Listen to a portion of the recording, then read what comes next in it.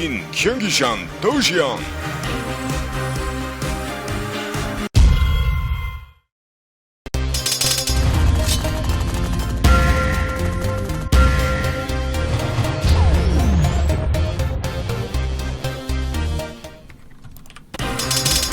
Alright, ladies and gentlemen, so here we go for game number 1 between Dignitas MERS down here in the bottom left-hand corner of Daybreak. He is our yellow Terran player, and his opponent in the upper right-hand corner. It says Dragon. No, ladies and gentlemen, Dragon did not switch over to Protoss. That is, in fact, SlayerS Crank. He is our red Protoss player. All right, so we've got a Terran versus Protoss to start the night off. Now, I must say that out of the recent games we've seen from Team SlayerS in Team Arena, not Team Arena Challenge, which is this tournament we're running, they haven't really thrown up their best players. They've kind of thrown up these their B teamers, so to say, but not their A teamers, and they've kind of been wrecking shop even with their B teamers. Yes. So there was only one team caused them to pull out their A teamers, and that was actually Mouse. Way back in the day, this was actually before, excuse me, the month of esports, if you want to call it that, back in October. Yeah. They actually, I'm pretty sure they played Ryung, Gonzi, and Puzzle against Mouse. So they played some very, very good Codex players then, but you're absolutely right. Since then, it's been pretty much B-teamers. Yeah, and you know, I'm excited because Team Arena Challenge may actually start to I want to say, I don't want to say force, but for lack of a better word, force SlayerS to start to play some of their A-teamers, because this is a lot of money on the line. $6,000. And for one tournament, yeah. They're playing against extremely good teams, and it's a whole bunch of games they'll be playing throughout the week. So I would expect to start seeing some of their A-teamers. MMA, MMA, Boxer, and a bunch of other good SlayerS players. Oh, yeah. I mean, if Ryung, Gonzi, Puzzle, Teja, to a degree, don't make some sort of an appearance, I will actually be shocked. But, yeah, so, I mean, of course, because they're going to be going up against teams like QIM. And IM, you know, I mean, they're going to be playing MVP and Nesty and Lucira, and don't forget about the Quantic player, Sase, and so there's going to be some really incredible matches. Now, if we take a look at the game right now,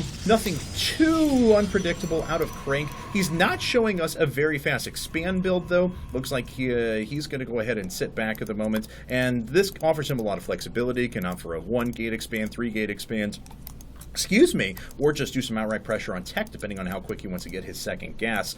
His opponent, MERS, though, did actually decide to bypass gas, opting for that 1-Rax FE. Yeah, MERS did go for an expansion right after the single barracks. Crank hasn't thrown down a second assimilator yet, so it looks like he's going to stick on 1 gas for now.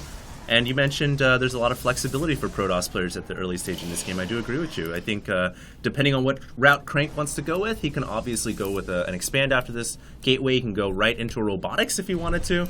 There's a lot of flexibility for Protoss players here. Certainly, and we'll see how much he decides to save up here. It looks like he's going for a Stalker first, not going to expend his first round of gas directly into a Sentry, instead getting up that Stalker.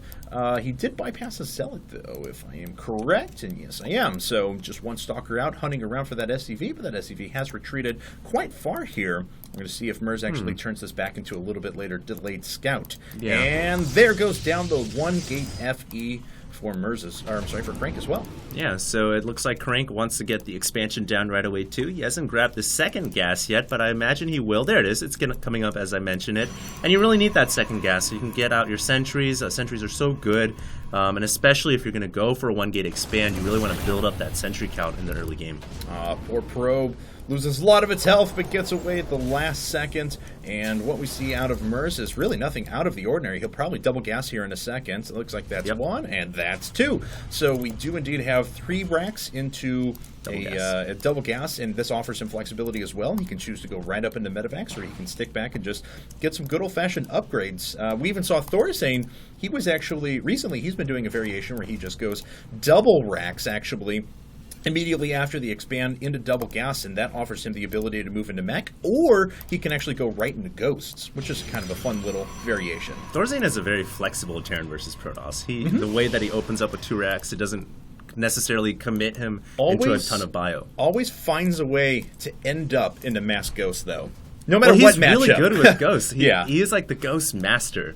Yeah, he could run his own little haunted house, and he would probably make a lot of money. He's extremely good and talented with his ghosts. And looks like it is going to be Stim coming up first for MERS. Nothing out of the ordinary, not doing a quick concussive shell to hit some sort of early timing in this game. But back on Crank's side of things, 3-gate Robo actually put down Robo before the second and third gates. And he's dumping quite a few resources into those sentries now, allowing them to accumulate their energy early on. But of course, that's going to prevent any sort of super fast tech. And Crank is actually putting this pylon down next to his third right away. Yeah, signaling he might want to go for that third expansion pretty soon here. The comsat does go down from MERS to reveal what Crank is doing. And let's see, Crank right now is just kind of playing around with normal buildings, just getting gateways up, nothing to really reveal anything further in tech, just the observer coming out of the robotics right now. And taking a look, this is actually the upgrade route. He decided to put down 2 engineering bays and actually opt for 1-1 rather than go into that factory right away. So this factory is actually quite a bit delayed, but it's going to allow him to hit a very powerful attack. But back on Crank's side of things, we have a Warp Prism. Wow, that's interesting. Guess we're going to start seeing some Warp Prism play from Protoss now, especially from Crank. Serious Artosis pylon right here.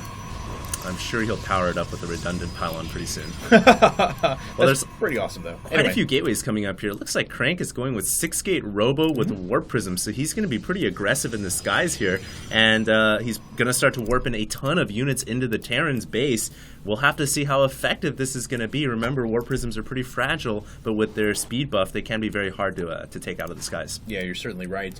So we'll see if they make their way. Oh, he's going to get a starport, though. Let's see. Oh, yeah. Well, I mean, he just finished up that factory, so we'll see a reactor here in just a second as well. He's actually got the resources for it. A little bit surprised we haven't seen that quite yet. Let's actually take a look at his vision, and maybe he's picked up on something we don't know. No, it's not scanned yet again. We do see a Robo Bay coming up, but with the double forge on the way as well, and the fact that he actually has, he's only running off a 2 base at the moment, he may not opt to go right into Colossi. Now, of course, this will give him flexibility to do so in a bit, but he may just put up that Warp Prism speed upgrade if he wants to continue a lot of harassment. Well, there are a couple of Marines waiting for this Warp Prism already, and MERS is just, dotting his I's, crossing his T's. He will be prepared for this.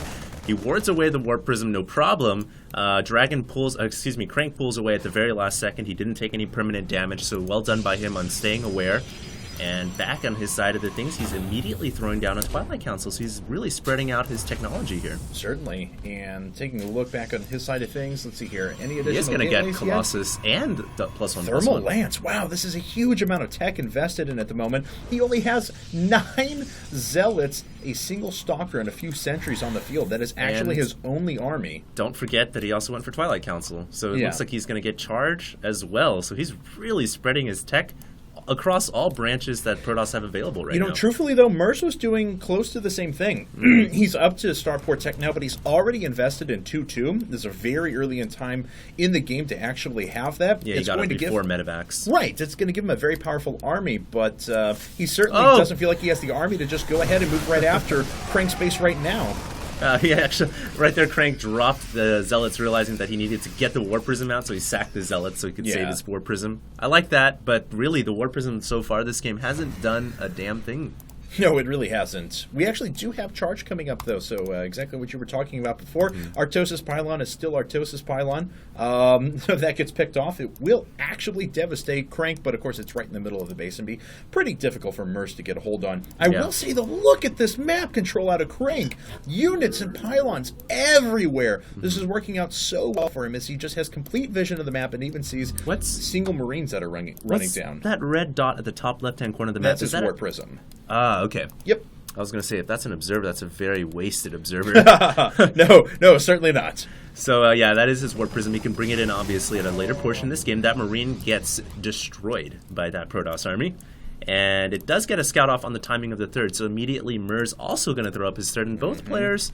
if we just take a step back and look at the game right now, very even, 129 to 122 supply, both of them teching pretty hard, both of them getting third bases at relatively the same time. And we have our next couple of production structures making their way down for Crank as well. Take a look at the worker counts. We have 54 probes to 68 SCVs out of MERS. So MERS, his army is taking a little bit of a hit as a result of that. But it'll pay off in the long run, though. Yes, absolutely. Very, very shortly, that's going to pay off for him in spades, and he's going to be able to pump out a ton of units. And that's not counting mules either. Exactly. Yeah, so his economy is suitably ridiculous, and that's actually going to increase whenever he gets that third base down in optimal saturation. Did he get a macro command center? Because he has so many SCVs. I've got to imagine he got a macro CC. No, and this was it off. purely just off of 2 bases, just That's endlessly insane. producing them. How did he get so many SCVs? Now, the one thing that could come back to hurt him, though, is because he decided to go into upgrades so quick. Yes, he's on 2-2, but his opponent's going to be on the same upgrades as well. And he doesn't have too much of a medevac support. Because he has to commit into Vikings so quickly to counter the Colossi that are out there, it's only these 2 lone medevacs that are flying around the field. So this army, if it stims up, it's going to be close to permanent damage. And here comes Crank going down to the bottom right, as well as Mers. It looks like Mers drops the scan to reveal the potential attack path here, and he will go in. No, he will pull back as SCVs go ahead and Maynard over to the third. But you're right. If he stims, he's going to heavily invest in an attack, and he won't be able to repair quite as easily. All right, so Mers making his way back. At the moment, he does not want to move into that army for the time being, especially with so much sitting back at home. Now, did that Warp Prism ever end up moving? Okay, it's just sitting around the 12 o'clock position. Yeah, but it's not like it's going to move in or do any more damage. We finally do have a Ghost Academy coming up now. So this is a little bit later than a player like Thorazine would do something like that, as we were talking about before. And we actually do have Warp Prism Speed coming up at the moment, along with 3-3 upgrades, which are going to hit at basically the same time that Mers is due. Yeah, I'm really interested about that 3-3 upgrade, though. That's a pretty fast upgrade. And it looks like Mers is also getting his 3-3 as well. You know, both these players this entire game have just been tacking up at a very relatively fast rate. They both have their upgrades coming at the same time. Ghosts are going to be hitting the field at the same time as that fast Warp Prism. Definitely have a very 20-minute no-rush feel to this game, though. Yeah, in our 20, yo, sure. And we might have that battle unfold at around the 20-minute mark if things go the way they are. Well, they are maxed now, and it looks like Mers is going to get his 3 ghosts in and then accumulate some resources so that he can remax his army pretty quickly. Gateway infrastructure for his opponent. Let's see. It's looking great. He just added on 4 more. There we go. Yeah, so that's 10 gate, 11 gate, 12 gate at the moment. He added on redundant pylons. Yes, he did. No more Artosis pylons. Hooray! That's very smart, though. I mean, it's so risky to have everything powered by a solo pylon. Sure. You want to spread your eggs across multiple baskets and not leave them all in one so a vulture can pick it away. This is quite a standoff, though, I have to say. Mexican Hey! standoff? We've got a little bit of action going on here. There is a missile turret up, but it's not going to be able to watch this area right here, which is probably where that Warp Prism's... No, it looks like I'll eat my words. He's going to run directly into the missile turret. You have to be shooting at me for it to be a Mexican standoff. And here it goes. Oh, he's max. He actually can't make any units, so he has to retreat with what he has. And unfortunately, it looks like this army's going to go down, but here's the big engagement. Out in the middle of the map, Mers stims up, but he has to back up. His Vikings are not doing enough damage, even with as many as he had on the field. These Colossi are still sitting in amazingly high numbers. Yeah, but that ball in the bottom, it looks like it is going to roll through Mers' army, and more Zealots warping in with the charge upgrade that will be able to clean up. Great force fields locking the Marauders in place. They have nowhere to run, and everything gets roasted. The only thing escaping that battle was the medevacs. That was actually just total devastation for Crank there. That went as well as he could have possibly had that engagement go. And actually, those lone medevacs that have been around for a while are actually still hanging out there. And does force a lift on the starport. Looks like, doesn't land back on the reactor. He missed the landing. Sad face. Oh, no. And you know, after that last battle, Crank has now got such a big army, he can actually roll through. And I love how he warped in reinforcements at the north, where that pylon was. In fact, he warped in 6 Templar, that's 3 more Archons, and a couple of charge lots. He's got total map control right now, Cats. And if he wants to push, he could certainly destroy that 4th. I will say Mers' infrastructure is pretty darn good, though, so he is able to reinforce with a lot of units, but this base is going to be sacrificed. Nothing he can do about that. Yeah. Might as well cancel the planetary. There it goes. Should have lifted it off. Was actually an OC. Oh boy. Oh there no. were a bunch of SCVs that were transferring their way up there. Well, that 75 SCV count suddenly went down to 50. Yes, it did. 58 SCVs remaining for him, but that's okay with where he's at the moment and the amount of saturation he has on these bases. But here come the DTs now. And going Zealots. Right after the missile turrets. I love how he warps in DTs and Zealots to mix it up, so you need a lot of units there to defend against that. And here comes the 5 Colossi, just running their way through that Terran army. I don't think Maris can hold on anymore, Cats, and that orbital command will go down. The SCVs should probably get on repair duty, but there's zealots inside the mineral line too. That makes it even more difficult. And there's the orbital. Even if he has enough to fight back this army right now, his opponent's on 5 base, and oh my god, his main is actually being devastated. The Dark Templar are cleaving through the supply depots, and there's going to be almost no opportunity for MERS to reinforce. And there it is, GG! And SlayerS has taken game number 1 in this best of 9.